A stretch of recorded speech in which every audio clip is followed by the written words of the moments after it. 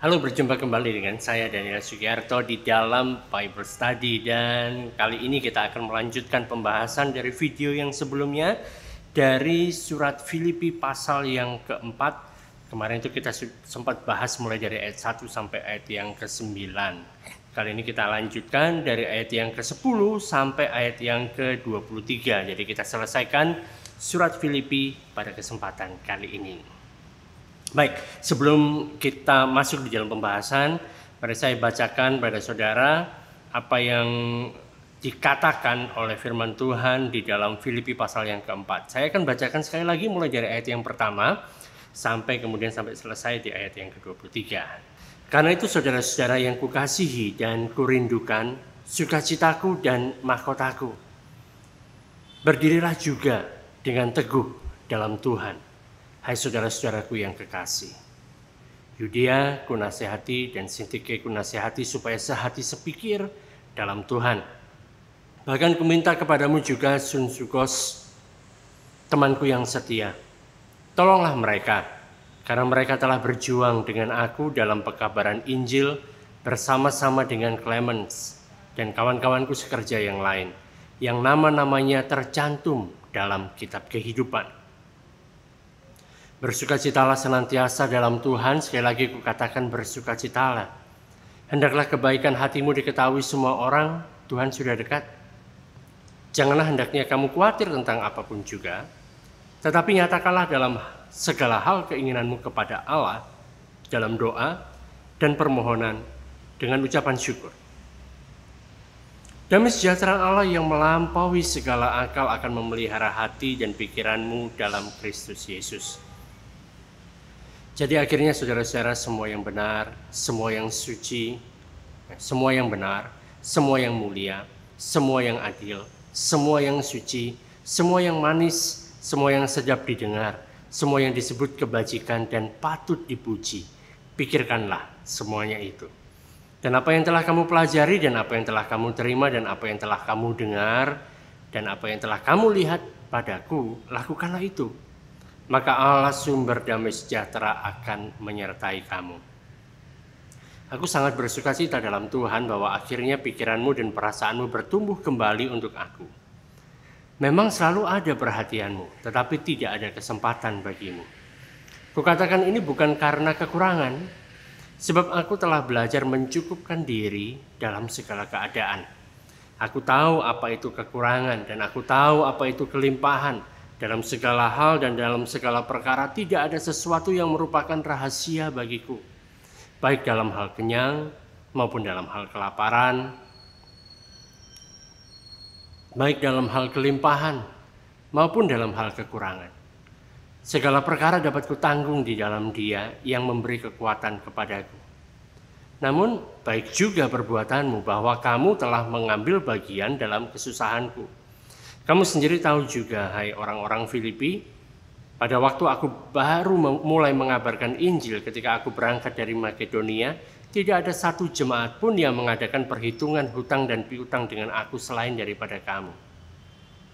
Karena di Tesalonika pun kamu telah 1-2 kali mengirimkan bantuan kepadaku. Tetapi yang kuutamakan bukanlah pemberian itu, melainkan buahnya yang makin memperbesar keuntunganmu. Kini aku telah menerima semua yang perlu daripadamu, malahan lebih daripada itu. Aku berkelimpahan, karena aku telah menerima kirimanmu dari Epafroditus. Suatu persembahan yang harum, suatu korban yang disukai dan yang berkenan kepada Allah. Allahku akan memenuhi segala keperluanmu menurut kekayaan dan kemuliaannya dalam Kristus Yesus. Dimuliakanlah Allah dan Bapa kita selama-lamanya. Amin. Sampaikanlah salamku kepada tiap-tiap orang kudus dalam Kristus Yesus. Salam kepadamu dari saudara-saudara yang bersama-sama dengan aku. Salam kepadamu dari segala orang kudus, khususnya dari mereka yang di istana Kaisar. Kasih karunia Tuhan Yesus Kristus menyertai rohmu. Nah saudara, kita sudah membahaskan, bicara tentang dari ayat yang pertama sampai ayat yang ke-9. Di sana kita sudah temukan bagaimana hubungan yang ada di dalam satu persekutuan. Diibaratkan seperti dinding yang ada retaknya di sana sininya, kan pasti ada bangunan itu ada dinding yang retak. Dalam hubungan kita di dalam persekutuan pun mungkin ada hal-hal yang retak dan itu perlu untuk diperbaiki sebelum kerusakannya menjadi semakin parah. Dan ini membangun kita, membuat kita bisa menyelesaikan segala sesuatu mulai dari hal yang kecil. Perhatian itu ada sehingga bisa diselesaikan mulai dari kecil, nggak usah nunggu sampai besar, ya kan? Dan ini bicara tentang hubungan kita dengan satu dengan yang lain itu menjadi hal yang benar. Kemudian kalau misalnya ada hal-hal yang tidak baik juga di dalam hal pondasi dari sebuah bangunan, itu harus segera diperbaiki karena kalau tidak maka bangunan itu bisa runtuh. Dan keretakan pondasi ini diperbaiki, ini bicara tentang hubungan kita dengan Allah. Bagaimanakah kita memandang diri kita, seperti apa sih hubungan kita dengan Allah? Seperti apa yang kita pahami, yang kita percayai, yang kita miliki bersama dengan Allah. Sehingga saat kita tahu seperti apa posisi kita di hadapan Allah oleh karena Kristus Yesus pada saat ini, itu membuat kita memiliki damai sejahtera Allah itu. Dan ini merupakan pusat dari persekutuan. Nah kemudian selain itu juga kita perlu memperbaiki diri sendiri. Di mana di dalam satu persekutuan itu masing-masing anggota itu terus-menerus memperhatikan, merenovasi diri sendiri. Sehingga kita dipenuhi dengan pikiran yang benar, dipenuhi dengan teladan hidup yang benar. Jadi kita mikirkan apa yang mulia, apa yang kudus, apa yang berkenan, itu yang kita pikirkan. Kita mengupgrade diri kita. Nah ini kenapa seperti ini? Karena kita perlu untuk tetap berdiri teguh dalam kehidupan kita ini. Sebab ada peperangan yang terjadi. Kapanpun, dimanapun juga kita berada, saat kita masih ada di dunia ini, ada di bumi ini, ada peperangan yang terjadi. Ada pihak-pihak yang gak suka dengan kita. Bahkan jelas Tuhan Yesus sendiri mengatakan bahwa di dalam dunia ini kamu akan mengalami penganiayaan. Jadi kita perlu untuk berdiri teguh di dalam peperangan ini, di dalam kemenangan yang sudah kita miliki di dalam Kristus. Nah, berikutnya dari ayat yang ke-10 dan seterusnya, ini kalau kita coba baca dan kita coba renungkan, kan, sepertinya Paulus ini agak sedikit nervous waktu mengatakan hal ini, karena dia sepertinya jarang menerima hal seperti ini yang dilakukan oleh jemaat Filipi kepada dia. Dia agak sedikit merasa gimana gitu ya, karena dia menerima bantuan dari jemaat yang ada di Filipi. Kadang-kadang gini saudara, kadang-kadang kan memang betul bahwa lebih baik kita memberi daripada menerima. Tetapi ada saatnya juga kita perlu untuk menerima, dan seperti ini yang dilakukan oleh Rasul Paulus, yang terjadi dalam kehidupan Rasul Paulus kan. Rasul Paulus itu sangat merasa sensitif akan pendapat orang lain yang mengatakan bahwa dia itu berkeliling, dia itu memberitakan Injil itu untuk dapat uang. Karena itu tuduhan yang diberikan kepada dia oleh orang-orang yang berusaha untuk menghancurkan pelayanannya sehingga dia tidak bisa memberitakan Injil lagi. Padahal sebenarnya sih mau menghentikan penyebaran Injil dengan cara mendiskreditkan Rasul Paulus. Mengatakan bahwa Rasul Paulus itu keliling kemana-mana memberitakan Injil, itu motivasinya adalah uang, supaya dapat uang gitu kan. Karena apa? Karena pada zaman itu hiburan itu kurang. Nggak seperti zaman sekarang, sudah ada internet, kita bisa melihat berbagai macam hal.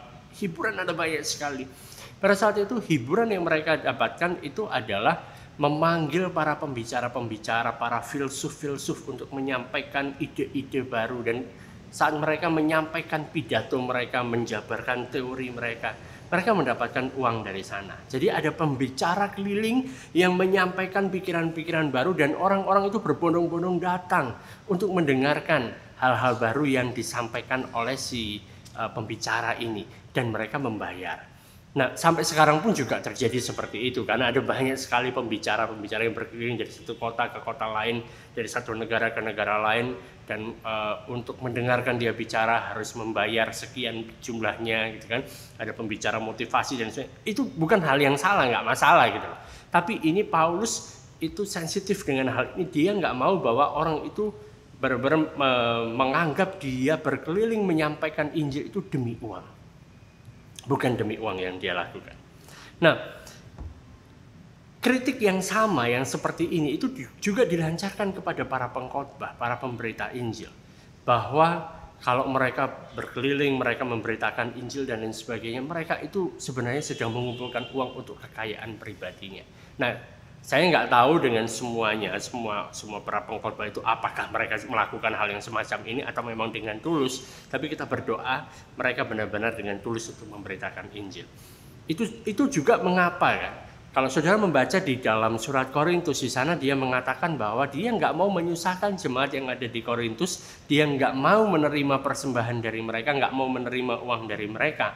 Dia tidak berusaha untuk mendapatkan uang dari jemaat yang ada di Korintus. Sehingga pada waktu dia di Korintus, dia bekerja membuat tenda, menjual tenda untuk memenuhi kebutuhannya dan kebutuhan pelayanannya. Dan ini semua berakar dari latar belakangnya sebagai orang Farisi.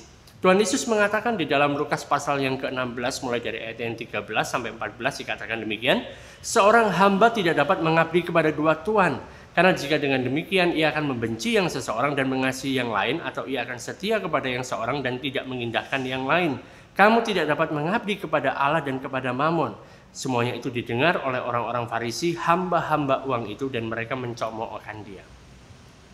Jadi ini latar belakangnya Rasul Paulus. Orang Farisi memberikan perpuluhan, tetapi sebenarnya orang Farisi itu fokusnya bukan di yang 10%-nya, tapi mereka lebih fokus kepada 90% yang menjadi milik mereka. Nah, Rasul Paulus sebelumnya adalah orang Farisi, seperti orang Farisi lainnya dalam tanda kutip, juga suka akan uang gitu, hamba uang gitu, awalnya. Tapi setelah dia mengalami perubahan, dia mengatakan semua itu kok anggap sampah. Yang paling penting aku harus memberitakan Injil, dan kalau aku tidak memberitakan Injil, aku malah jadi seperti orang yang berhutang. Aku adalah orang berhutang. Makanya ini yang perubahan dalam sikap hidup Rasul Paulus ini yang membuat dia agak merasa nggak nyaman gitu loh. Waktu menghadapi saat orang-orang Filipi mengumpulkan dana, memberikannya kepada Rasul Paulus untuk pelayanannya. Karena nanti orang akan berpikir, oh rupanya Paulus itu hanya kepengen cari uang saja gitu kan. Itu yang mendasari seperti ini. Oleh karena itu Rasul Paulus mengalami kesulitan ini. Di Filipi pasal yang ketiga dia mengatakan bahwa aku melakukan hukum Taurat itu tak bercacat. Oh, ngeri kan? Jadi Rasul Paulus mengatakan seperti itu, aku melakukan itu tidak bercacat. Di mana? Di hadapan manusia nggak bercacat. Tetapi di dalam Roma pasal yang ke-7 dengan jelas dia mengatakan, kalau tidak ada perintah yang mengatakan jangan mengingini, maka aku tidak akan mengingini. Artinya dia melanggar perintah yang ini. Dia mengaku sendiri di dalam Roma pasal yang ke-7. Dan pada saat itu jemaat yang ada di Filipi ini benar-benar membantu Rasul Paulus secara keuangan. Dia memberikan semua yang menjadi keperluan dari Rasul Paulus ini. Dia memberikan dana untuk sewa rumah waktu dia berada di dalam penjara itu kan, untuk makannya, untuk bajunya. Dan Paulus mengatakan saat dia terima itu, dia nggak malu akan hal ini. Dan Paulus mengatakan, aku tahu bagaimana cara mengatasi hal ini. Baik aku saat kekurangan atau aku saat kelimpahan, aku tahu. Dan ini merupakan satu kesaksian gitu, mengapa seseorang yang dulunya suka mengingini milik orang lain, kemudian karena pengenalannya akan Kristus, karena dia berjumpa dengan Kristus, dia mendapatkan pewahyuan, dia mendapatkan keselamatan, dia mengalami perubahan, dan dia diubahkan menjadi seseorang yang bisa merasa cukup. Apapun yang ada dalam dia, apapun yang dia miliki, dia bisa merasa cukup. Dan ini merupakan satu mujizat kasih karunia yang hanya bisa dilakukan oleh Yesus Kristus di dalam kehidupan kita. Ini juga yang terjadi dalam kehidupan Rasul Paulus. Jadi bukan bicara tentang berapa besar pemberian yang diberikan oleh jemaat yang ada di Filipi, tetapi bagaimana pemberian itu merupakan satu tindakan yang benar-benar bisa menyentuh hatinya. Ini hal yang penting. Dan ini menunjukkan seperti apa saat sekelompok orang Kristen itu memberi kepada orang Kristen yang lainnya. Karena di sini dikatakan ada dua janji, ada dua janji di mana yang sering kali diambil keluar dari konteks. Kalau kita melihat dalam surat Filipi ada banyak sekali orang-orang yang mencomot hal ini, dikeluarkan keluar dari konteksnya.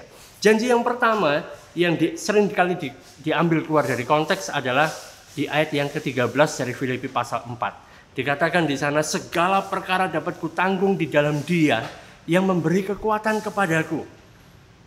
Biasanya kan, saat orang mulai mengutip ayat ini, orang mengutipnya pada saat menghadapi tantangan. Ada hal yang susah sekali yang harus dia lakukan. Dia mengatakan segala perkara dapat kutanggung di dalam Dia yang memberi kekuatan, memberi power, gitu kan, memberi strength kepadaku. Dan ya suka nggak suka itu yang sering dikutip oleh orang percaya, orang Kristen. Tapi kalau kita lihat kembali kepada konteksnya, ini adalah janji yang diberikan kepada mereka yang sedang berada di dalam kondisi yang miskin, di dalam kondisi kekurangan. Itu konteksnya. Jadi Paulus mengatakan saat aku nggak punya apa-apa, aku tetap bisa melakukan segala perkara karena Dia memberikan kekuatan kepadaku. Ini kan? Jadi I can do without anything at all because Christ strengthen me. Sekalipun aku nggak punya apa-apa, aku tetap bisa melakukan segala sesuatunya sebab Kristus yang memberikan kekuatan kepadaku. Lalu janji yang kedua yang seringkali dipelintir juga dipakai, dicomot seenaknya adalah ayat yang ke-19. Dikatakan Allahku akan memenuhi segala keperluanmu menurut kekayaan dan kemuliaannya di dalam Kristus Yesus. Kalau kita melihat kepada konteksnya, tadi kalau saudara baca lagi kan dari ayat-ayatnya itu. Ini merupakan janji yang diberikan kepada orang yang dengan sengaja memiskinkan dirinya untuk memenuhi kebutuhannya orang lain. Kalau saudara lihat latar belakangnya jemaat yang ada di Filipi, mereka bukan orang yang begitu kaya. Tapi karena mereka melihat ada satu hal yang menggerakkan mereka, ada kebutuhan akan pemberitaan Injil dan dia mau membantu apa yang dilakukan oleh Rasul Paulus. Dari seberapa yang ada, diberikan. Dan Rasul Paulus mengatakan hal semacam ini. Allahku akan memenuhi segala keperluanmu menurut kekayaan dan kemuliaannya dalam Kristus Yesus. Nah, kita akan melihat ada 3 dimensi saat uang itu berganti tangan di dalam tubuh Kristus. Ada 3 pihak yang terlibat. Yang pertama adalah si pemberi, kemudian si penerima, dan pihak yang ketiga adalah Allah. Nah, apa sebenarnya arti pemberian ini bagi Rasul Paulus? Waktu dia mendapatkan ini, pemberian ini membuatnya sangat bersukacita di dalam Tuhan. Dia mengatakan, aku bisa lebih menikmati Allah sejak aku menerima pemberian dari kalian.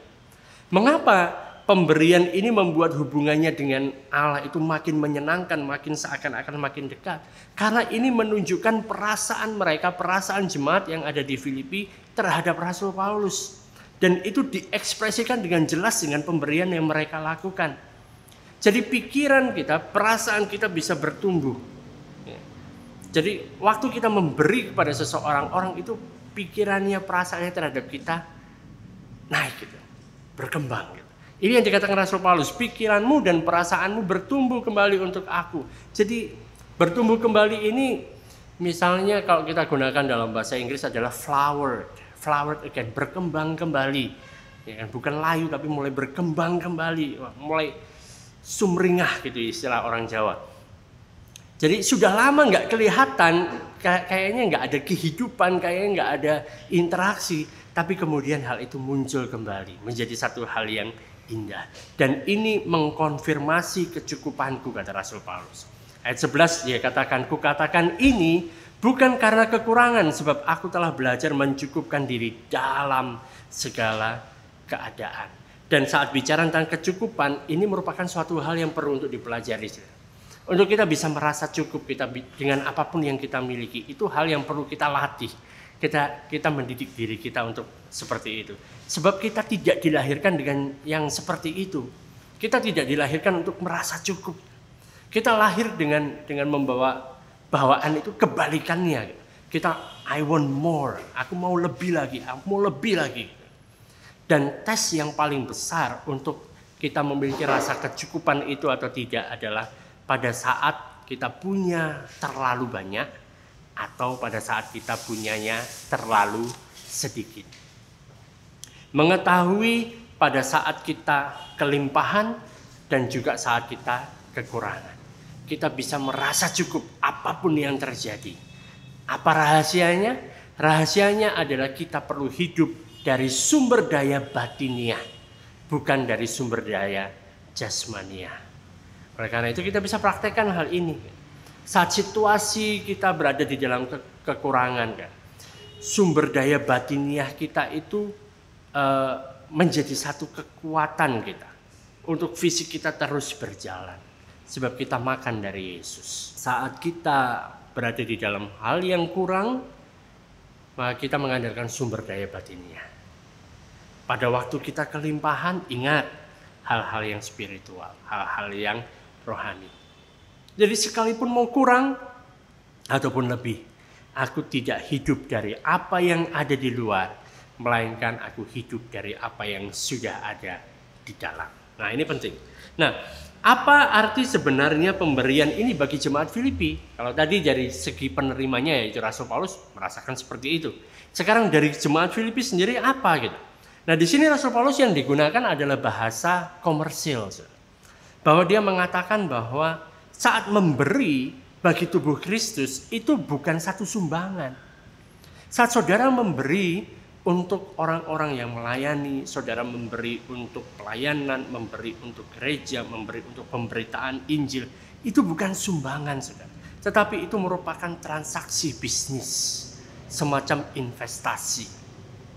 Tapi ini bukan investasi bodong. Ayat 14 mengatakan, namun baik juga perbuatanmu bahwa kamu telah mengambil bagian dalam kesusahanku. Jadi ini semacam Rasul Paulus menggunakan kata seperti kita ini berpartner di dalam bisnis, berpartner di dalam usaha. Kamu ikut membeli sahamku, gitu kan. Kamu ingin memiliki sahamku. Ayat 15 mengatakan, kamu sendiri tahu juga, hai orang-orang Filipi, pada waktu aku baru mulai mengabarkan Injil ketika aku berangkat dari Makedonia, tidak ada satu jemaat pun yang mengadakan perhitungan hutang dan piutang dengan aku selain daripada kamu. Karena di Tesalonika pun kamu telah 1-2 kali mengirimkan bantuan kepadaku. Tetapi yang kuutamakan bukanlah pemberian itu, melainkan buahnya yang makin memperbesar keuntunganmu. Jadi bahasanya seperti itu. Saat kita memberi untuk pelayanan, memberi untuk pemberitaan Injil, sebenarnya kita bukan menyumbang, tetapi kita sedang berinvestasi. Karena apa? Nantinya akan menghasilkan buah. Dan buah itu makin memperbesar keuntungan kita. Jadi ini keuntungan dari orang-orang yang memberi. Jemaat yang ada di kota Filipi. Ayat 18 di dalam bahasa Yunaninya itu ada istilah teknis yang memiliki arti tentang dibayar lunas. Jadi seakan-akan sebuah kwitansi yang mengatakan sudah lunas. Ayat 18 mengatakan, kini aku telah menerima semua yang perlu dari kamu. Malahan lebih daripada itu, aku berkelimpahan.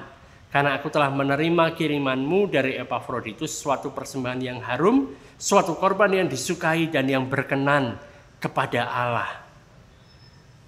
Saat membaca seperti ini kan, orang itu bisa salah paham. Bisa salah paham. Dikira bahwa Paulus sedang mencari keuntungan dari sana. Dikira kita, wah kalau aku memberi, aku mau mencari keuntungan di sini, ya kan? Aku mau supaya nanti bisa kembali 60, 30, 60, 100 kali lipat. Bukan semacam itu, saudara. Bukan bicara kalau aku memberi nanti aku akan menerima kembali dalam jumlah yang lebih besar.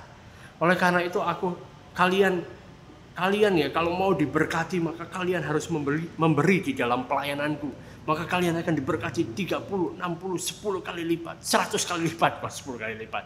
Ya kan? Kalian harus memberi kepada pelayananku supaya kamu diberkati. Bukan itu maksudnya. Bukan itu.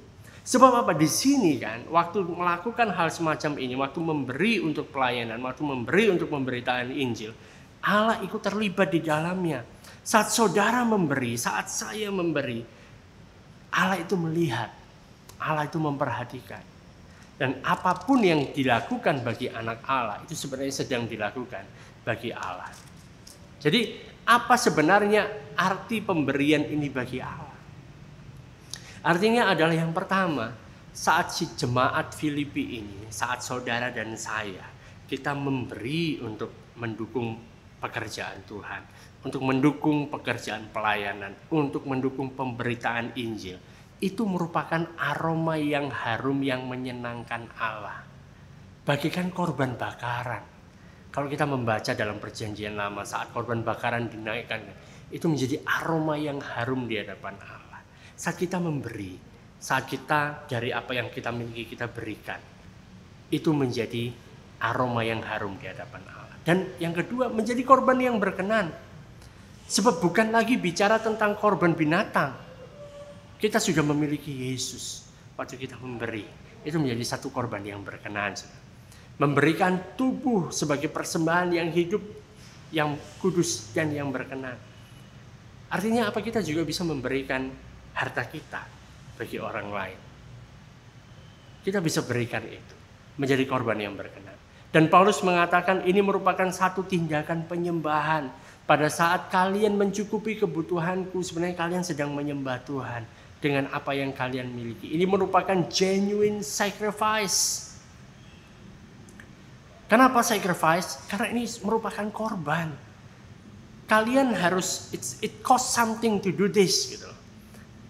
Kalian harus mengeluarkan sesuatu, harus berkorban sesuatu untuk melakukan hal ini. Sama seperti korban anak domba.